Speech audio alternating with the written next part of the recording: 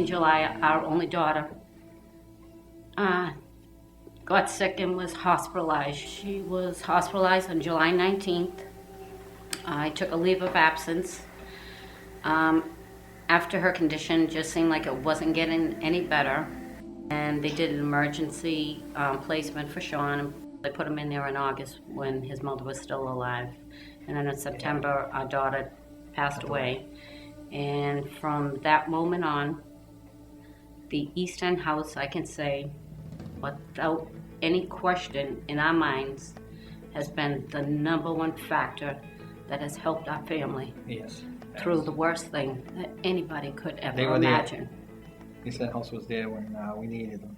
When Shon came here, he didn't have any prior experience playing with children. He was going through a very emotional time in his life. He didn't quite understand where his mom was. And the teachers were very empathetic because we knew where this was coming from. We knew that he just didn't know how to show his emotions in a socially, developmentally appropriate way. Teachers made the phone calls that they needed to make, and within a week somebody was in the classroom doing observations and assessments and then helping guide the teachers and the grandparents on what kind of techniques and strategies we can use with Shon to help him cope with what was going on in his life.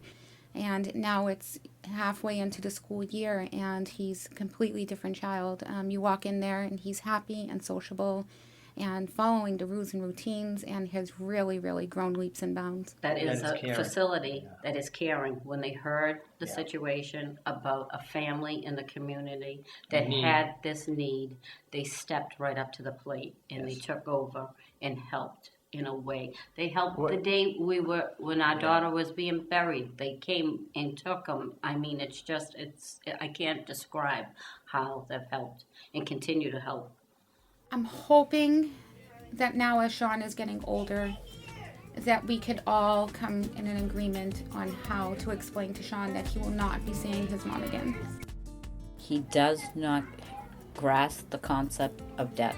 With the help of the East End, with the help of the counselors, I know that they will bring in with the grieving process, that they will help us with it.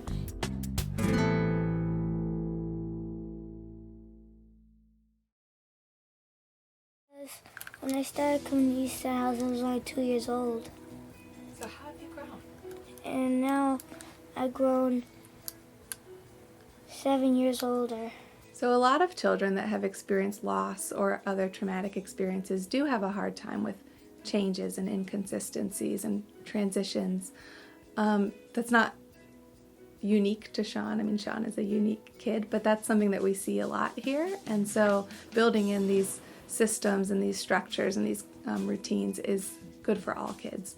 We've also individualized his care by having daily behavior charts for him, or constant check-ins with his grandparents and with his teachers and with other care providers.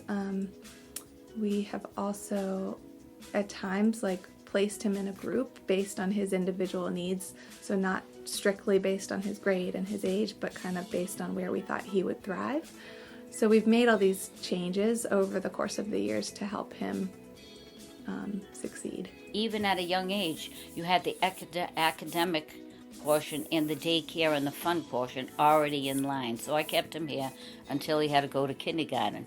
When he was evaluated for kindergarten, he was evaluated of what he would have gone at the end of the whole kindergarten year. That's how much he learned here.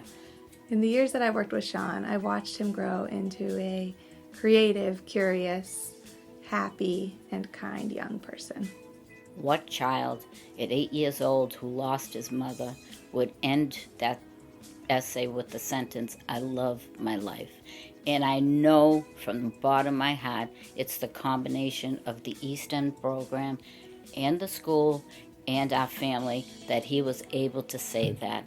And what a relief it is for my husband and myself to know that he loves his life.